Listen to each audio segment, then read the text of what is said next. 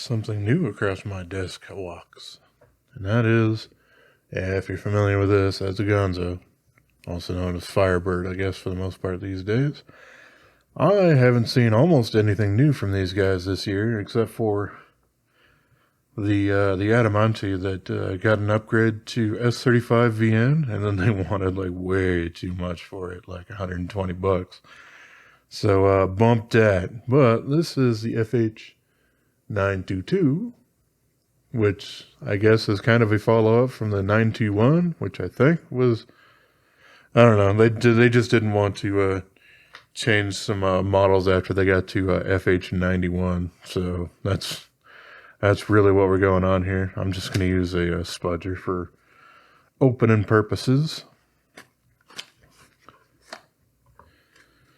They do have another one that also even more recently came out, but I haven't, I've only seen it listed for a couple of days up on AliExpress at this point.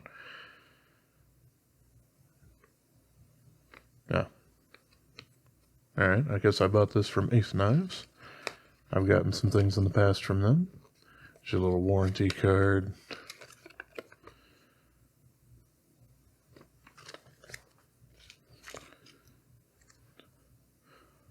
Aw, you get a little Ganzo sticker. It's a puffy sticker, too. It's actually kind of amusing. Alright, here we are. This is G10. This is black. And this guy is a dimple inside rather than outside. There's a little piece of bubble wrap or whatnot stuck in there. So, looks like we got a little round flipper hole. Flips out alright. A little bulbous kind of shape to it. Not too bad. I kind of like that overall. This one has the wire deep carry clip going on. And this one's decently strong. A little stronger than some others that I've seen recently. Like, for instance,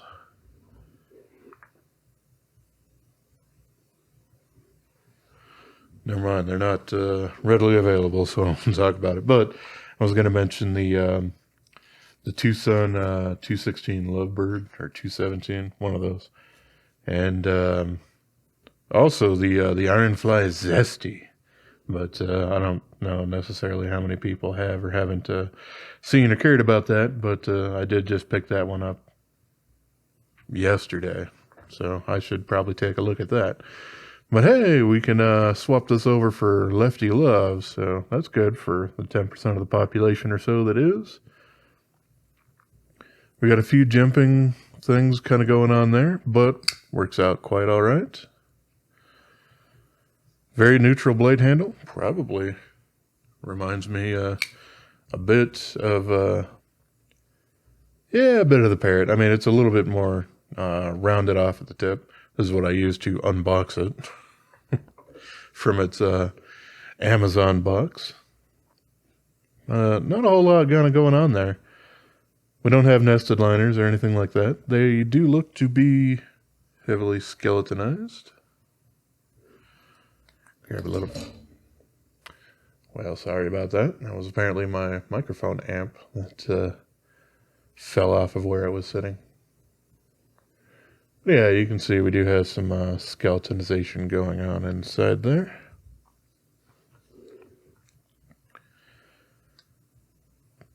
Pretty darn action right out of the box. Pretty darn good. Mostly like a little bit, kind of a bit of a wiggle shut there. I could probably tune that up just a little tiny bit better, because they probably use some thicker lubricant for those sort of things. But yeah, it's a pretty nice straightforward knife. I do kind of like the little bit of the bulbous nature going on there. Got a little bit of a swedge kind of going on there on the back too. This is ND2.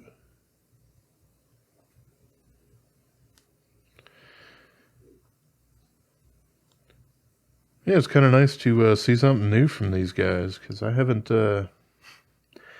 seen much of anything this year outside of that Adamante. But And we got this, and then there's also that FH923 that I'm also kind of looking to probably pick up, because from what I've seen so far, the Ganzo FH series are in-house designs. They're not copies of any of the others, like they've kind of done with some of their access lock folders. Something like, you know, this guy that, well, gee, isn't that a stretch? Like, literally a Spyderco stretch. But it at least has, you know, a different locking mechanism and obviously steel and all that sort of stuff. So, you know, that's not too bad. But, yeah, they have copied some others that does kind of irk me a little bit. But these, for one, they're in D2. Unfortunately, I haven't seen almost any of their access lock folders in D2. I think there's a couple of them, but they're kind of hard to find. Probably because the 440C ones are a little bit more compelling price and, you know, under 20 bucks or something like that. Well, this seems to be another solid entry.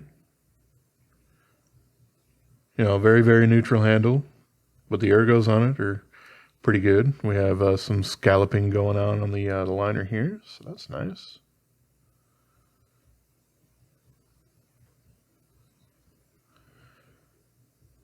You got a fairly decent fit up between the liner and the G10. I can see basically maybe like a little tiny bit of a gap there, but I can't feel it or get my fingernail in there, so it's not bad at all. Okay, cool. I just thought about that recently because I got the Ironfly Zesty in, and the fit and finish on that guy is, whoa, not great. So it's nice to see that, you know, Ganzo hasn't dropped any balls in that particular situation there. All right, I'll get some measurements then. That's probably a good idea.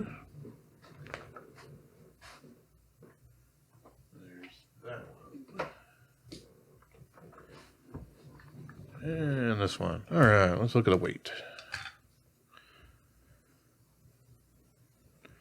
Most G10 knives aren't really going to be a featherweight.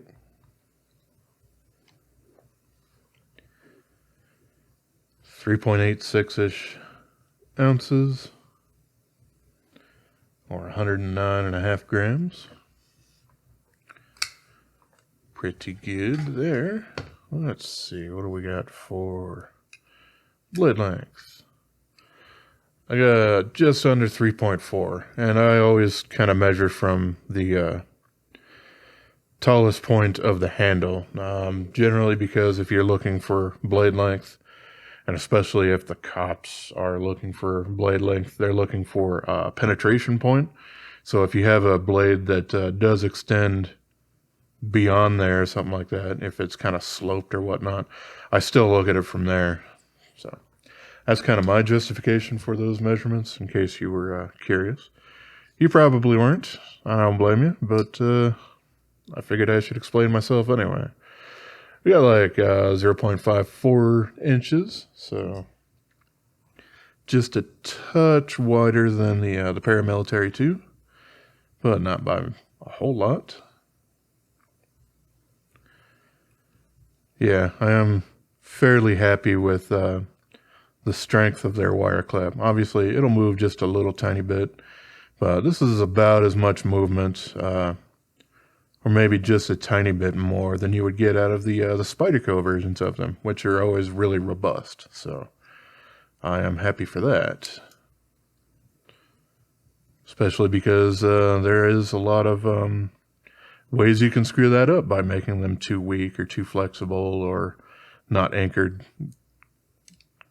well enough or whatnot. But yeah, it looks like we have 3.4 millimeter blade stock, so not incredibly thick either. Still kind of looks fairly thick from right back here, probably why they added the swedge there. But not quite as thick as some others out there, like a lot of TwoSuns are 3.7, 3.8, 4.0 or so. Seems like a pretty darn good little jammy.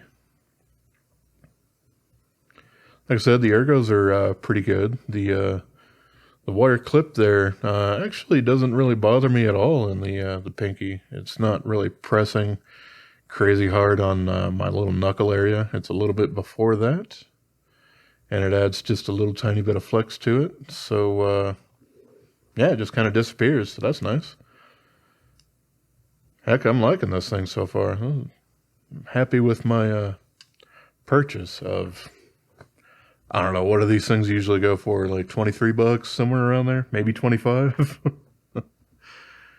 So in that particular instance, yeah, it's great.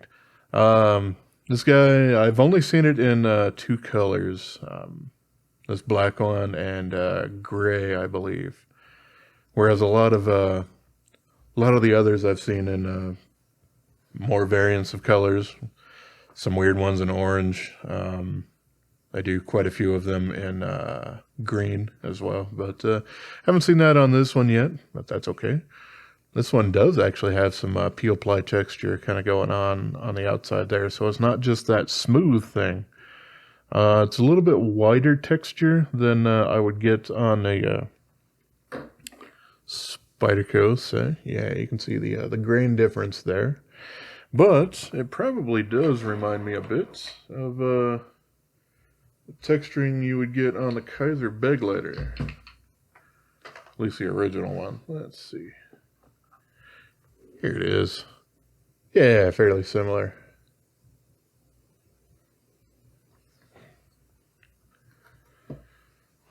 So, alright, I got that sort of stuff taken care of. Really liking this thing. I should have some fun using it here in the near future. But I suppose now that I have it out and about and everything like that, I should do some blade comparisons here. So there we are against the PM2. We can see we have around the same sharpened blade length, but much shorter handle. So that's kind of neat. But you don't have a choil. So there's definitely a difference there. How about Le Rat number 1? Yep, definitely smaller than that. Or the Benchmade 940. Fairly similar. A little bit longer handle to a little bit shorter blade. Well, this thing might have been right around that same one. Obviously, you can see this thing has been used a lot over the last, I think, 20 years. I didn't get this when it was absolutely brand new, but within the first few years of launch. So,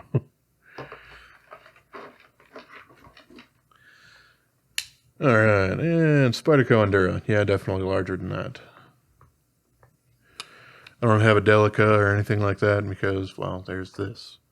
And if I was going to get a kind of different variation of an Endura, it would either be a Police in the K390 or possibly a Stretch, because that's basically like probably a little bit shorter Endura with a finger choil on it. So there's that. Let's see.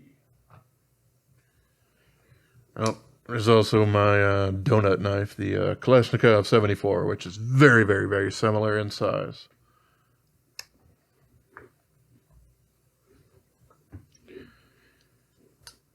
Cool. I'm liking this thing.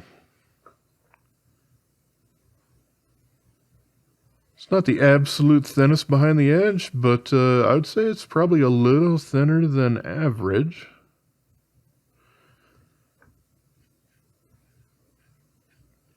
Feels sharpish. I could probably measure that, can't I?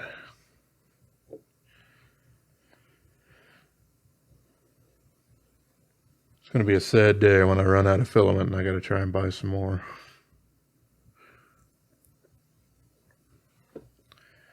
I have no idea when that day is going to come, but it's not today.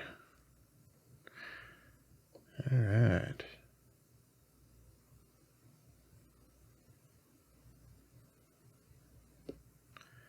$215 looks like. So pretty darn good. As usual, I can get just a little bit better than that. Probably somewhere around like 140 or so.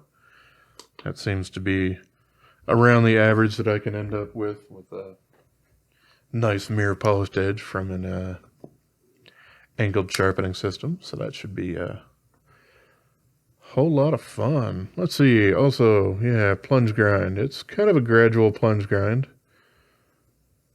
And it does seem like it ends past where that is. So you will probably develop a smile over time as you sharpen this thing. I'll definitely see that once I finish doing my preliminary sharpening on it. So that's a little unfortunate. I do kind of wish that some manufacturers would go for just almost a straight 90 degree for their plunge grind so that they don't have to worry about that. I do like on some knives the nice gradual sweeping one. I think it's kind of aesthetically pleasing, but yeah, it will end up getting a little funky looking on you if you're not careful when you're sharpening. Seems to be a little bit less of an issue if you're sharpening on a belt system. I really haven't had a huge smile problem going on with any of the knives that I've sharpened on a belt system, but any of the fixed angled things, or if you're sharpening by hand, then yeah, that little plunge grind area seems to be a little bit more of a problematic area. But all right, that's basically all I really had to say about this guy. Super neat, straight out the box. Liking the very neutral design and the slightly bulbous nature of it. The blade is actually just a little close there. I can, but if I specifically wedge my finger in there, yeah, my pinky or anything is not going to hit that as I'm sliding around. But if I, dig that in there, I can feel that. Seems to be par for the course these days on a lot of knife manufacturers or whatnot. Ganzo's actually been pretty good about that so far, but this one seems to be just a little bit different than the others and having that a little higher up. But still, I mean, with us having a 3.4 millimeter wide gap there and everything like that, unless you are absolutely trying to slice your pinky finger or something like that, it's not really going to be a problem. So, all right. As always, I appreciate y'all for watching. Have yourself a wonderful rest of your day, yo. And subscribe, maybe.